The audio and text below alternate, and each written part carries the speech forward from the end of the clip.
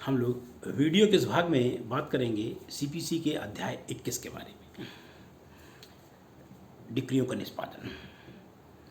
अब जो ये आदेश है, आदेश 21 नियम 106, नियम बहुत ज़्यादा हो गए, इसीलिए इसे मिनी सीपीसी कहा जाता है। आदेश 21 है, 106 नियम है, बहुत ज़्यादा है। तो हम मुख्य मुख्य नियमों के बारे में चर्चा करेंगे। 21 आदेश 21 नियम 10 में जैसे क्या है भाई, जो डिक्री का निष्पादन करना चाहता है वो आवेदन करेगा। 11 में क्या है, आवेदन लिखित या मौखिक हो सकता है। पढ़ने को तो आप पूरा पढ़ सकते हैं, इंपॉर्टेंट है, लेकिन जो मेरी नज़र में प्री के हिसाब से बहुत ज़्यादा आता है उन पे हम चर्चा कर रहे हैं। अब एक है आदेश 30 धन की डिक्री। भाई धन की डिक्री के लिए जब आवेदन करोगे आप और दूसरा पक्षकार नहीं दे रहा है तो क्या होगा, सिविल कारागार या कुर्की। ठीक। आदेश 21 नियम 31 जब निर्दिष्ट चल संपत्ति के लिए, भाई चल संपत्ति की किसी वस्तु के लिए या वस्तु के अंश के लिए डिक्री पारित हुई है। ठीक, पारित हो गई। मान लीजिए डिक्री होल्डर हम हैं, निर्णित ऋणी कोई दूसरा पर्सन है, हम ए हो गए वो बी हो गया। अब हुआ क्या कि डिक्री पारित हुए 3 महीने हो चुके हैं और निर्णित ऋणी ने न्यायालय द्वारा दिए गए समय के अंदर या उतने समय के अंदर अनुज्ञावर्तन नहीं किया, अर्थात पालन नहीं किया है, और डिक्री होल्डर ने कुर्की के लिए आवेदन किया है, तो क्या होगा फिर? होगा ये कि संपत्ति कुर्क कर ली जाएगी, संपत्ति कुर्क कर ली जाएगी। लेकिन 3 महीने का समय पूरा हो गया है और या उसने आज्ञानुवर्तन कर दिया है निर्णित ऋणी ने, या फिर डिक्री होल्डर ने डिक्री के निष्पादन के लिए आवेदन ही नहीं दिया है, तो चल संपत्ति के बारे में कुर्की 3 महीने से ज़्यादा नहीं प्रवृत्त रहेगी। आदेश 21 नियम 31 के बारे में। यहीं पर आते हैं आदेश 21 नियम 32 जो इम्पोर्टेंट है। संविदा के निर्दिष्ट पालन के लिए, दाम्पत्य अधिकारों के प्रतिस्थापन के लिए और वैदेश के लिए डिक्री। यहाँ पर पति ला रहा है किसके लिए? पत्नी के विरुद्ध क्या? दाम्पत्य अधिकारों के पुनर्स्थापन के लिए, और पत्नी पालन नहीं करती है तो सिर्फ कुर्की होगी, सिविल कारागार नहीं होगा। बस ध्यान रखिएगा, ये प्रश्न कई बार आया है, यहीं पे गलती भी होती है। संविदा के निर्दिष्ट पालन के लिए वाद है और वैदेश के लिए वाद है। निर्णित ऋणी पालन नहीं करता है तो उसे सिविल कारागार और कुर्की दोनों होगी उसकी। लेकिन जब पति पत्नी के विरुद्ध दाम्पत्य अधिकारों के प्रतिस्थापन के लिए वाद लाती है और पत्नी पालन नहीं करती है तो सिर्फ कुर्की होगी, कारागार नहीं होगा। यही चीज कोई निगम है तो निगम के अधिकारी पे लागू होगा। आदेश 21 नियम 32 के 2 में। 3 में क्या है? 6 महीने का समय बीत चुका है, जिसको कहा गया था वैदेश के पालन के लिए या दाम्पत्य अधिकारों के पुनर्स्थापन के लिए या वैदेश के लिए या विदिष्ट अंतुष के पालन के लिए। 6 महीने का समय बीत गया है, उसने आज्ञानुवर्तन नहीं किया है और जजमेंट और डिक्री होल्डर ने संपत्ति के बिक्री के लिए आवेदन किया है। कुर्क संपत्ति, उसकी संपत्ति को विक्रय हो जाएगा और डिक्री होल्डर अपना पैसा प्राप्त कर लेगा। यहाँ पे भी यही कंडीशन है, जहाँ निर्णित ऋणी ने क्या किया है? आज्ञानुवर्तन कर दिया है एक चीज, या फिर डिक्री होल्डर ने क्या नहीं किया है? संपत्ति को विक्रय करने के लिए आवेदन नहीं किया है, तो स्थावर संपत्ति जैसे बहुत टाइप के मामले हैं या निर्दिष्ट अंतुष के पालन है तो 6 महीने से अधिक कुर्की प्रवृत्त नहीं रहेगी। ये बहुत ज़्यादा इम्पोर्टेंट है। आदेश 31 नियम 32 में जो सबसे अधिक क्वेश्चन आता है, दाम्पत्य अधिकारों के प्रतिस्थापन में क्या होगा? कुर्की और सिविल कारागार, ऐसे आता है प्रश्न। तो ध्यान रखिएगा, सिर्फ कुर्की होगी, सिविल कारागार नहीं होगा। कब? जब दाम्पत्य अधिकारों के प्रतिस्थापन के लिए होगा। आदेश 21 नियम 33 में क्या है? अब जब पत्नी लाती है पति के विरुद्ध, तो न्यायालय का विवेक अधिकार है, क्या कर सकते हैं? तो कुर्की भी होगी पति की और सिविल कारागार भी होगा पति को। फिर इम्पोर्टेंट क्या है, जरा इम्पोर्टेंट पे हम जरा देख लेते हैं।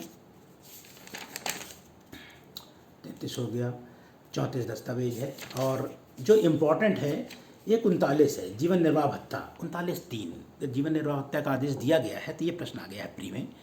39 आदेश 21 नियम 39 का 3, जब जीवन भत्ता के निर्वहन के लिए दिया गया है आदेश तो कब से देगा? तो हर माह के प्रथम तारीख से देगा। शब्द का भी प्रयोग कर देते हैं, अग्रिम मासिक संदाय हर एक मास के प्रथम दिन के पूर्व दिया जाएगा, हर एक मास के प्रथम दिन के पूर्व दिया जाएगा। ये प्रश्न बहुत आता है। फिर इसी तरह इम्पोर्टेंट का ये हम लिस्ट देखें, 46A गार्नेसी। गार्नेसी क्या होता है? निर्णीत ऋणी का ऋणी। अब जरा समझ लीजिए, हम एक वाद लाए बी पर, ए हम हो गए, बी पर वाद लाए कि सर हमसे 10 लाख रुपए हमको इनसे लेना है, और निर्णय हमारे पक्ष में हुआ और बी हार गया। बी के पास पैसे नहीं है, लेकिन बी कहता साहब 10 लाख हमारे पास तो नहीं है, लेकिन हमने 10 लाख रुपए सी को दे रखे हैं, उनसे ले लो आप। हमें 10 लाख रुपए सी से लेने हैं, मतलब हम ए हैं, वाद किस पे लाए? बी पे 10 लाख रुपए के लिए, और हम जीत गए, हम डिक्री होल्डर हो गए, वो जजमेंट डेप्टर हो गया, निर्णित ऋणी हो गया। लेकिन वो तो हमारा ऋणी है, पैसा नहीं दे पा रहा, ऋणी का ऋणी। हमको 10 लाख रुपए बी से लेना है और बी को 10 लाख रुपए सी से लेना है। तो न्यायालय उसी आवेदन में क्या कहेगा, बाद में क्या कहेगा? सी को बुला लो भाई, सी को बुलाया जाएगा। ध्यान रखिएगा, बिना बुलाए कार्रवाई नहीं होगी, अपनी बात रखने का मौका दिया जाएगा। उसके बाद जब न्यायालय संतुष्ट हो जाएगा तो क्या कहेगा न्यायालय? जो आदेश बी को दिया गया था वही सी पर लागू होगा, अर्थात सी 10 लाख रुपए बी को ना देके हमें अर्थात ए पे दे दे। लेकिन ध्यान रखना, क्वेश्चन आता है गार्नेसी मतलब निर्णीत ऋणी का ऋणी। निर्णीत ऋणी कौन था? बी था, उसका ऋणी कौन था? सी था। तो निर्णीत ऋणी का ऋणी। तो लेकिन न्यायालय उसको बुलाएगा, उसको बात रखने का मौका देगा, तभी आदेश देगा, अन्यथा नहीं देगा। यदि मौका नहीं देता है तो आदेश माना नहीं जाएगा। ये हो गया। फिर और अच्छा ये देखें तो 57 जीवन निर्वाह भत्ता है, और एक लिस्ट चलती रहती है, कितना भी देख लें, कितना ही पढ़ लें, ये आपकी अपनी मर्जी के ऊपर है। फिर एक आता है 84 में क्या है? जैसे मान लीजिए नीलामी की हमने, एक संपत्ति की नीलामी हुई, 84 कहती क्या है? हमने संपत्ति खरीद ली, सरकार द्वारा नीलामी चल रही थी और हमने संपत्ति खरीद ली, तो हमें क्या करना होगा? हमें 25% पैसा, जैसे मान लीजिए हमने एक मकान 20 लाख का बिक रहा था, ठीक है ना, 20 लाख का बिक रहा था, तो हमने नीलामी मकान खरीदा, तो हमें क्या करना होगा?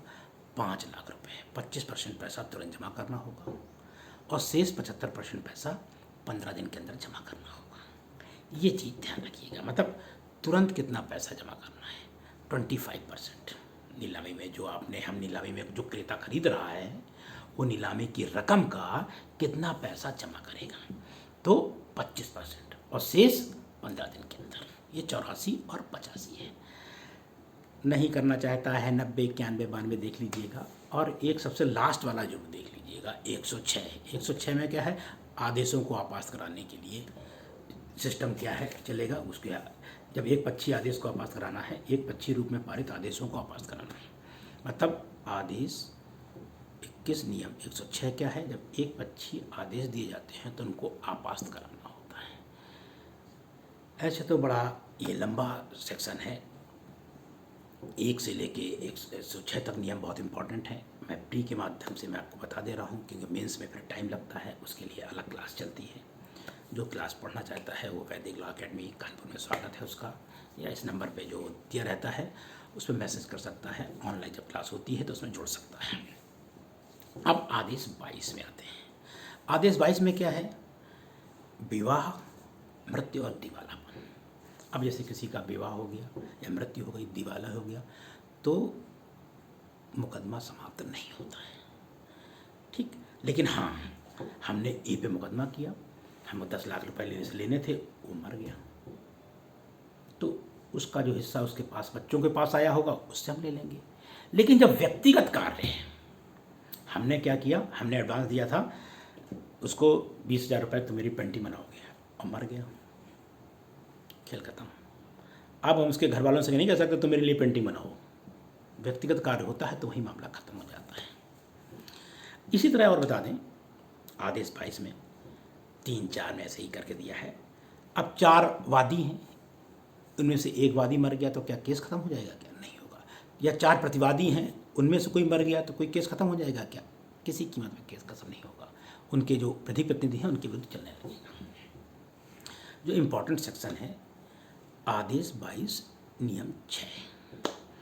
आदेश 22 नियम 6 में कहता क्या है कि भाई 2 लोगों के बीच मुकदमा चल रहा है और विचारण समाप्त हो गया है, निर्णय आना है। 2 लोगों ए और बी के विरुद्ध मुकदमा चल रहा है, विचारण समाप्त हो गया है, बस अब निर्णय आना बाकी है। विचारण समाप्त हो चुका था, उसमें से ए या बी कोई मर गया, अब क्या होगा? तो वाद समाप्त नहीं होगा, निर्णय आएगा और उसी प्रकार लागू होगा जैसा कि वो जिंदा होते तब। आदेश 22 नियम 6 उसी प्रकार लागू होगा जैसे कि जिंदा होते हैं। यहीं पर एक क्वेश्चन और आ जाता है।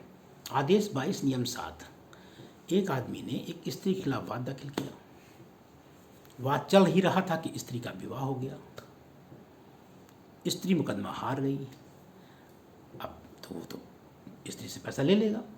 तो प्रश्न आता है, क्या स्त्री का पति दायी है क्या?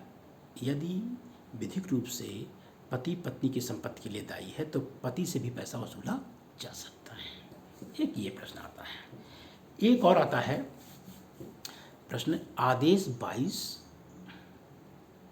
नियम 9, वाद किसी के कारण आपास होता है या खारिज होता है तो उसी आधार पर नया वाद नहीं लाया जाएगा। आदेश 22 नियम 9 कि यदि कोई वाद लेके आया जाता है, आपास होता है या खारिज कर दिया जाता है या नामंजूर कर दिया जाता है तो उसी आधार पर नया वाद नहीं ला सकते हो।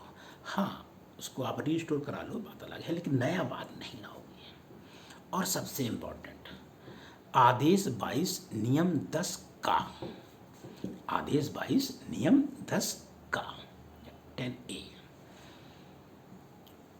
मुकदमे के दौरान वादी या प्रतिवादी में से कोई मर गया तो उसके प्लीडर की जिम्मेदारी है न्यायालय को बताए। जब उसे पता चले कि हाँ हमारा वादी मर गया है, हमारा प्रतिवादी मर गया है, ये न्यायालय को कौन बताएगा? ये प्लीडर की जिम्मेदारी है। ये कहाँ वर्णित है? आदेश 22 नियम 10A में वर्णित है। अब आते हैं हम लोग आदेश 23 में, वाद का प्रत्यारोहण, वाद से प्रत्यारोहण। 23 की हेडिंग देख लिया जाए, क्योंकि होता क्या है कि ये भी सेक्शन बहुत इम्पोर्टेंट है।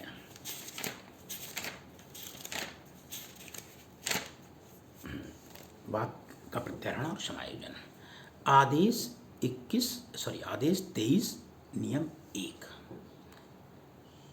नियम 1 का 1 उपनियम 1, वाद का प्रत्यारोहण मतलब वादी ने वाद दाखिल किया, कहा साहब हम तो वाद मुकदमा नहीं लड़ रहे हैं, अपना वाद वापस लेना चाहते हैं, ले लो, कोई दिक्कत नहीं, लेकिन दूसरा वाद लेकिन मत आना। आदेश 23 नियम 1 का उपनियम 1, वाद का प्रत्यारोहण। वाद से प्रत्यारोहण, आदेश 23 नियम 1 का उपनियम 3 क्या है? न्यायालय की इजाज़त से। भाई कोई एक ऐसी प्रारूपिक त्रुटि है जिससे कि वाद विफल हो जाएगा, या न्यायालय कहता है कि यह वाद दूसरी जगह ले जाइए, तब जब कोई व्यक्ति न्यायालय की इजाज़त से वाद वापस लेता है या न्यायालय वापस करता है, तब नया वाद लाया जा सकता है। वाद से प्रत्यारोहण, न्यायालय कहता है कि भाई तुम्हारा ये प्रारूपिक त्रुटि है और इसे आप वापस ले लीजिए, तो फिर हम उसी बात पर नया वाद ला सकते हैं। लेकिन हम अपने मन से वाद वापस ले रहे हैं तो फिर नया वाद नहीं लाएंगे। ध्यान रखिएगा 23 में याद करने वाला पॉइंट क्या है, आदेश 23 नियम 1 का उपनियम 1 वाद का प्रत्याहरण। वाद का प्रत्याहरण मतलब हम कभी भी अपना मुकदमा वापस ले सकते हैं, लेकिन फिर उसी आधार पर दूसरा मुकदमा नहीं लाएंगे। और आदेश 23 नियम 1 का उपनियम 3 वाद से प्रत्याहरण है, मतलब कि इस तरह से याद कर लीजिए, न्यायालय की इजाज़त से लेके आ रहे हैं तो हम दूसरा वाद ला सकते हैं। फिर क्या है इम्पोर्टेंट है इसमें, आदेश 23 नियम 3 में क्या है कि भाई वाद में समझौता। जब वाद में समझौता हो गया है तो कोई बात ही नहीं है, तो समझौता प्राग न्याय के रूप में लागू नहीं होता, यह पता ही है, क्योंकि समझौते की डिक्री प्राग न्याय के रूप में लागू नहीं होती है, क्योंकि यह न्यायालय का न्याय निर्णय नहीं है, बल्कि इस बात का सबूत है कि पक्षकारों ने न्यायालय के समक्ष समझौता किया है। लेकिन इसका एक परंतु है, ये आधार होता कि सर हम नहीं करना चाहते थे, न्यायालय ने करा दिया, तो उसको एक आधार बनाया जा सकता है। फिर इम्पॉर्टेंट है आदेश 23 नियम 3 का। अब 3 का क्या कहता है, स्पष्ट रूप से कि वाद का वर्जन, डिक्री को अपास्त कराने के लिए कोई नया वाद नहीं लाया जाएगा। जैसे डिक्री अपास्त हो गई, डिक्री को हमको कोई डिक्री पारित हो गई, हम उसको अपास्त कराना चाहते हैं कि सर इसको अपास्त कर, नया वाद नहीं लाएंगे। अपील करिए, आप अपील करिए, कुछ भी करिए, लेकिन नया वाद नहीं लाएंगे। आदेश 23 नियम 3 का, इसमें इतना ही इम्पोर्टेंट है। अब फिर 31 तक, आदेश 31 तक कुछ नहीं है। ऊपर की लाइन याद कर लीजिए, न्यायालय में जमा करना खर्च, 24 में क्या है, न्यायालय में जमा करना, 25 में क्या है, खर्चों की प्रतिपूर्ति करना, 26 में कमीशन हम 75 सेक्शन जब आया था उसमें पूरा बोल चुके हैं, तो 26 में कमीशन हो गया। 27 में है लोक सेवकों के विरुद्ध वाद। 27A में संविधान या लिखित कोई सारभूत प्रश्न से संबंधित कोई मामला है, तब उसके खिलाफ कोई चीज़ है, विधि की सारभूत प्रश्न होता है, संविधान से संबंधित है, कानूनी कोई लिखत है। 28 में क्या हो गया, सैनिकों के खिलाफ आदेश 28 सैनिक। 29 निगम हो गया। 30 फर्म हो गया, फर्म वाली बात है। 31 न्यासी हो गया, न्यासियों के खिलाफ। ये आपको इसी तरह याद कर लेना है। मतलब 21 में डिक्रियों का निष्पादन हो गया आदेश 21 में। 22 में मृत्यु, विवाह और दिवाला वाला मामला हो गया। 23 में वाद का प्रत्याहरण हो गया। 24 में न्यायालय में जमा हो गया। 25 में खर्चों की प्रतिपूर्ति हो गई आदेश 25 में। 26 में क्या है, कमीशन हो गया। 27 में है लोक सेवकों के विरुद्ध वाद हो गया। 27A में क्या है, तो संविधान से या लिखित से संबंधित सारभूत प्रश्न जहाँ संबंधित है उससे संबंधित वाद हो गया।